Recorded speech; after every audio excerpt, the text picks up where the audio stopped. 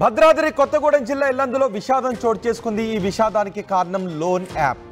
Loan app వేధింపుల కారణంగా ఒక యువకుడు ఆత్మహత్యకు పాల్పడ్డాడు. లోన్ యాప్ వేధింపులు భరించలేక ఆ యువకుడు గడ్డి మందు తాగి ఆత్మహత్యకు పాల్పడ్డాడు.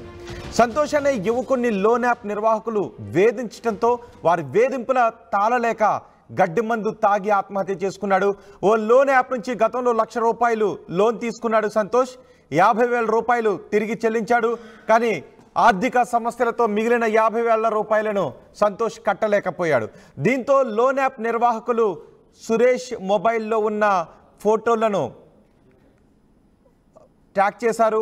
అలాగే వాళ్ళ కాంటాక్ట్ నెంబర్స్ అన్నీ కూడా ట్రాక్ చేశారు. ఎందుకంటే లోన్ యాప్లో లోన్ తీసుకునేటప్పుడు అవన్నీ యాక్సెస్ చేయడానికి పర్మిషన్స్ అడుగుతుంది.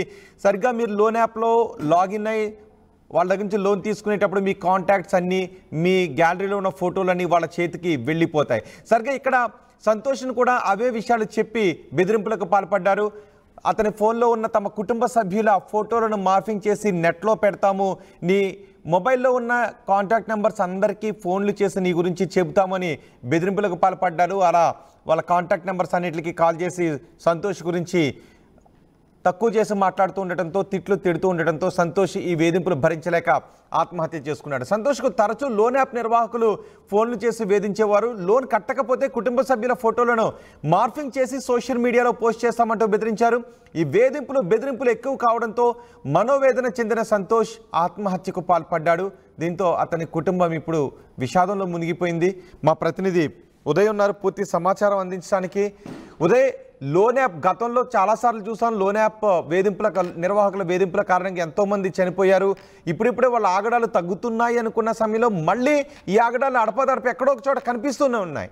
పోలీసులు ఎటువంటి చర్యలు తీసుకుంటున్నారు? ఇప్పుడు సంతోష్ ఆత్మహత్యకు పాల్పడిన నేపథ్యంలో పోలీసులు ఎవరిపై కేసులు నమోదు చేయబోతున్నారు? ఎటువంటి కేసులు నమోదు చేయబోతున్నారు? రోహిత్, తెలంగాణ రాష్ట్రంలో మరో విషాద ఘటన చోటు చేసుకుంది. లోన్ యాప్ వేధింపుల తాళలేక మరో యువకుడు తనువు చాలించాడు. ఈ ఘటన భద్రాద్రి కొత్తగూడెం జిల్లా ఇల్లందు పట్టణంలో చోటు చేసుకుంది. ఇల్లందు పట్టణంలోని 4వ వార్డుకు చెందిన లోత్ సంతోష్ వయసు 21 ఏళ్లుగా మనకు సమాచారం అందుతుంది. అతను డీజిల్ మెకానిక్ విభాగంలో ITI కూడా పూర్తి చేస్తారు. అయితే గత కొద్ది నెలల క్రితం ఆయన వ్యక్తిగత అవసరాల నిమిత్తం ₹1,00,000 లోన్ యాప్ ద్వారా రుణం తీసుకున్నట్లు సమాచారం అవుతుంది. అయితే 50,000 తిరిగి చెల్లించిన మరొక 50,000 మాత్రం ఆర్థిక సమస్యల కారణంతో తిరిగి చెల్లించలేకపోయాడు ఇన్ టైంలో. సో లోన్ యాప్ నిర్వాహకులు తరచుగా కాల్ చేయడం, వేధింపులకు గురిచేయడం, అసభ్యకరమైనటువంటి సందేశాలను వాట్సాప్ ద్వారా పంపడం, వాట్సాప్ DPని కావచ్చు, ఫేస్బుక్ DPని మార్ఫింగ్ చేసి తనకే మళ్ళీ సందేశం పంపడం, దాని కింద పోస్టింగ్ కింద అసభ్యకరమైనటువంటి సందేశాలను వాట్సాప్ లో సంతోష్ కు పంపడం, ఇలా చేయడం తదరీత్యా పూర్తి స్థాయిలో సంతోష్ కూడా తీవ్రంగా మనోవేదనకు గురయ్యాడు. మరోవైపు లోన్ యాప్ నిర్వాహకులకు చివరికి సంతోష్ కుటుంబ సభ్యుల ఫోటోలు కూడా మార్ఫింగ్ చేస్తామంటూ తరచుగా బెదిరింపులకు గురయ్యాడు. పూర్తిగా నిర్వాహకుల బెదిరింపులతో తీవ్రమైనటువంటి మనోవేదనకు సంతోష్ గురవుతూ వస్తున్నాడు. ఈ విషయాన్ని ఎక్కడ కూడా కుటుంబ సభ్యులకు కాదు, స్నేహితులకు కానీ ఎక్కడ కూడా ఎవరికి వెల్లడించకుండా తనలో తాను తీవ్రమైనటువంటి మనోవేదన గురయ్యాడు. ఈ నేపథ్యంలోనే గత శుక్రవారం ఇంటి సమీపంలోనే పురుగుల మందు తాగి బలవన్మరణానికి పాల్పడ్డాడు. వెనువెంటనే గమనించిన కుటుంబ సభ్యులు సంతోష్ ను ఇల్లందు ప్రభుత్వ ఆసుపత్రికి తరలించారు. అయితే అక్కడ కూడా పరిస్థితి విషమించిందని వైద్యులు వెల్లడించడంతో హుటాహుటిన ఖమ్మంలోని ఓ ప్రైవేట్ ఆసుపత్రికి తరలించి అయితే చికిత్స అందించారు. అయితే చికిత్స పొందుతూనే నిన్న రాత్రి వేళల్లో సంతోష్ కన్నుమూసినట్లు మనకు కుటుంబ సభ్యుల నుంచి సమాచారం అవుతుంది. ఈ అంశంపై పోలీసులు కూడా నిశితంగా దర్యాప్తు చేస్తున్నారు. ప్రస్తుతం సంతోష్ మొబైల్ ఫోన్ కూడా స్వాధీనం చేసుకున్నారు ఇల్లందు పోలీసులు. గత కొద్దిసేపటి క్రితం సంతోష్ కుటుంబ సభ్యులు ఇల్లందు సర్కిల్ ఇన్స్పెక్టర్ బత్తుల సత్యనారాయణ కూడా ఫిర్యాదు చేశారు. ఖచ్చితంగా లోన్ యాప్ వేధింపుల వల్లే తమ కుటుంబ సభ్యుడైనటువంటి లోత్ సంతోష్ బలవన్మరణానికి పాల్పడ్డాడంటూ కూడా కుటుంబ సభ్యులు ఫిర్యాదులో పేర్కొన్నారు. ప్రస్తుతం ఈ అంశంపై పోలీసులు కూడా నిశితంగా దర్యాప్తు చేస్తున్నారు. లోన్ యాప్ వేధింపులు కావచ్చు, బెట్టింగ్ కారణాల వల్ల పెద్ద ఎత్తున తెలంగాణ రాష్ట్రంలో యువత ఆత్మహత్యలకు, మరణాలకు పాల్పడుతుందంటూ కూడా పోలీసులు గత కొద్ది కాలంగా అవగాహన కల్పిస్తూనే ఉన్నారు. కానీ యువకులు కూడా ఇటువంటి అంశాల్లో కొంత సీరియస్నెస్ వహించాలి. ఎట్టి పరిస్థితుల్లో ఇతరత్ర ఈ లోన్ యాప్ల ద్వారా లోన్లు కానీ నిజానికి లోన్ యాప్ల్లో లోన్లు తీసుకోవద్దని చెబుతూ ఉన్నప్పటికీ వారికి ఉన్న ఆర్థిక సమస్యలు, ఆర్థిక కారణాలతోనూ బయట అక్కడ అప్పు పుట్టిన సందర్భాల్లోనూ తీసుకుంటూ ఉన్నారు. మళ్ళీ కట్టేద్దాంలే అనే ఒక ధైర్యంతోనూ నమ్మకంతోనూ తీసుకుంటూ ఉన్నారు. ఒకవేళ అలాంటి సందర్భంలో వాళ్ళు తిరిగి చెల్లించకపోతే వేధింపులకు పాల్పడే హక్కు లోన్ యాప్ నిర్వాహకులకు లేదు. ఒకవేళ వాళ్ళ అనుమతులతో ఆ కంపెనీని ఏర్పాటు చేసిన వేధింపులకు పాల్పడే హక్కు లేదు. కేవలం సివిల్ యాక్షన్ మాత్రమే వాళ్ళపైన తీసుకోవాలి, లేదంటే చెక్స్ లాంటివి తీసుకుంటే వాళ్ళ ఎన్ఐ యాక్ట్ కింద అప్రోచ్ కావచ్చు. కానీ వాళ్ళ మొబైల్లో ఉన్న డేటాను హ్యాక్ చేసి బెదిరింపులకు పాల్పడటం అనేది ఖచ్చితంగా హత్యా నేరం కింద పరిగణించాలా. వాళ్ళపైన హత్యా నేరం కేసులు పెట్టాలని చాలామంది అంటూ ఉన్నారు. పోలీసులు అటువంటి చర్యలు ఏమైనా తీసుకుంటున్నారా? గడిచిన 3 ఏళ్లుగా కూడా తెలంగాణలో ఇలా లోన్ యాప్ నిర్వాహకుల వేధింపులు తారాస్థాయికి చేరుతున్నాయని పోలీసులకు కూడా ఇన్ఫర్మేషన్ ఉంది. రాష్ట్ర ప్రభుత్వం కూడా అంశంపై పెద్ద ఎత్తున గత 3 నుంచి దృష్టి సారిస్తూనే వస్తుంది. ప్రధానంగా లోన్ యాప్ నిర్వాహకులంతా కూడా తెలంగాణని టార్గెట్ చేస్తూ ఇతర రాష్ట్రాల్లో ఎక్కువగా వాళ్ళు హాట్స్పాట్స్ ఏర్పాటు చేసుకుంటున్నారు. నోయిడా కావచ్చు, మధ్యప్రదేశ్ కావచ్చు, భూపాల్ కావచ్చు, బీహార్ కావచ్చు, ఇలా ఇతర రాష్ట్రాల్లో పెద్ద ఎత్తున వాళ్ళు ఒక ఏజెన్సీలుగా ఏర్పాటు చేసుకుని, సంస్థలను ఏర్పాటు చేసుకుని యాప్ల ద్వారా అటు యువతను ఆకర్షిస్తున్నారు. వెనువెంటనే చాలా అతి తక్కువ ప్రాసెసింగ్ ఫీజు తోటి కావచ్చు, ఇతరత్ర ఎటువంటి డాక్యుమెంట్స్ లేకుండా వెనువెంటనే లోన్ శాంక్షన్ చేస్తామని, మీ సిబిల్ స్కోర్ ఆధారంగా తామే లోన్ మంజూరు చేస్తామంటూ యువతకు ఫోన్ చేసి మరీ అట్రాక్ట్ చేసే ప్రయత్నం చేస్తున్నారు. ఈ నేపథ్యంలో అటు యువత కూడా ఆ లోన్ యాప్ నిర్వాహకుల మెసేజ్లకు కావచ్చు, వారి ఆఫర్లకు కూడా ఆకర్షితులై వెనువెంటనే లోన్స్ తీసుకోవడం, వ్యక్తిగత అవసరాలను తీర్చుకునేందుకు పూర్తి స్థాయిలో వాటిపై ఆధారపడినటువంటి పరిస్థితి ఏర్పడుతుంది. ఈ నేపథ్యంలోనే తరచుగా లోన్ యాప్ వేధింపుల నిర్వాహకులు కూడా తరచుగా ఎక్కువ అవుతున్నాయి. ఒకవైపు యాప్ లో కూడా వాళ్ళ మొబైల్ డేటా కావచ్చు, కాల్ లిస్ట్ కావచ్చు, కాంటాక్ట్ లిస్ట్ కావచ్చు, ఇవన్నీ కూడా యాక్సెస్ ఉండే విధంగా యాప్లు కూడా వాళ్ళకి అనుకూలమైనటువంటి విధానాలను అవలంబిస్తూ పూర్తిగా డేటాను కూడా చోరీ చేసే ప్రయత్నం చేస్తున్నారు. ఇది నిజంగా ఒక వ్యక్తి యొక్క వ్యక్తిగత భద్రతకు చాలా పెనుముప్పు వాటిల్లే అవకాశం ఉంటుంది. సో ఇటువంటి అంశాలపై పోలీసులు కూడా దృష్టి సారిస్తున్నారు. ఖచ్చితంగా ఆ లోన్ యాప్ ఏంటి, ఎంతవరకు సంతోష్ రుణం తీసుకున్నాడు, ఆ లోన్ యాప్ నిర్వాహకులు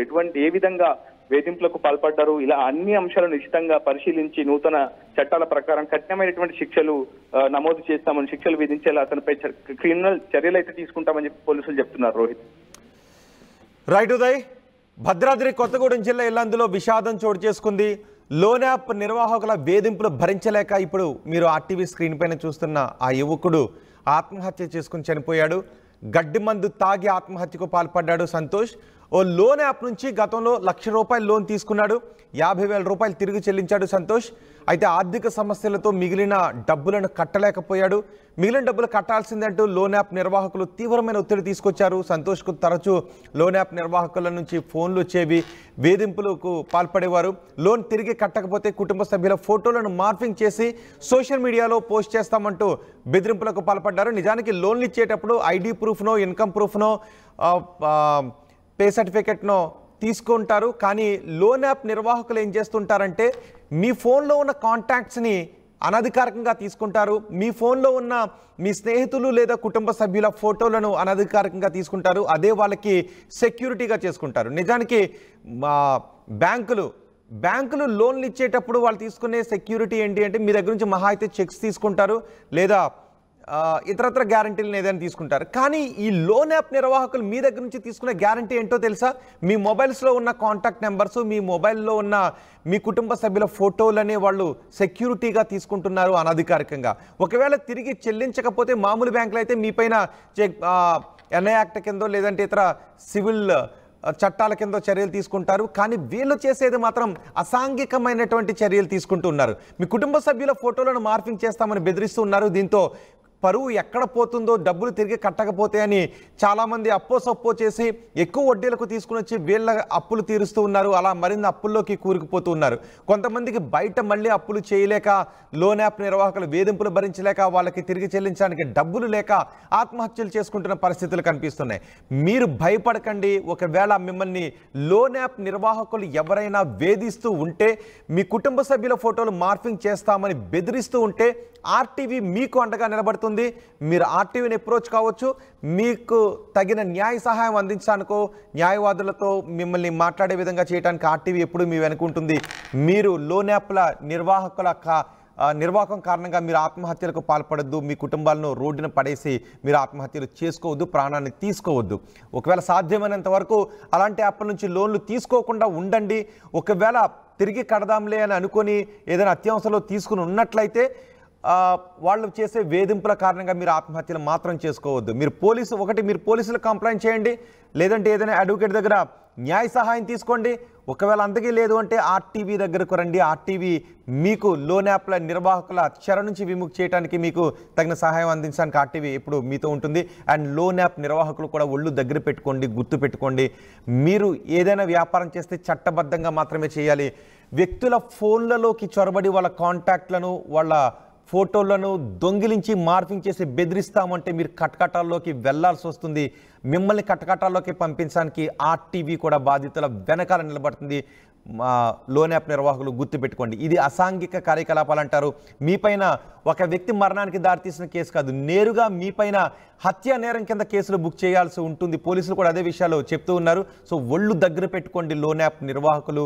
మీరు సాధారణ ప్రజల జీవితాలతో ఆటలు ఆడొద్దు, గుర్తుపెట్టుకోండి. ప్రపంచంలో ఏ మూల ఏ క్షణం ఏం జరుగుతుందో వేగంగా తెలుసుకోవడానికి తొలి వెలుగు వాట్సాప్ ఛానల్ని ఫాలో చేయండి.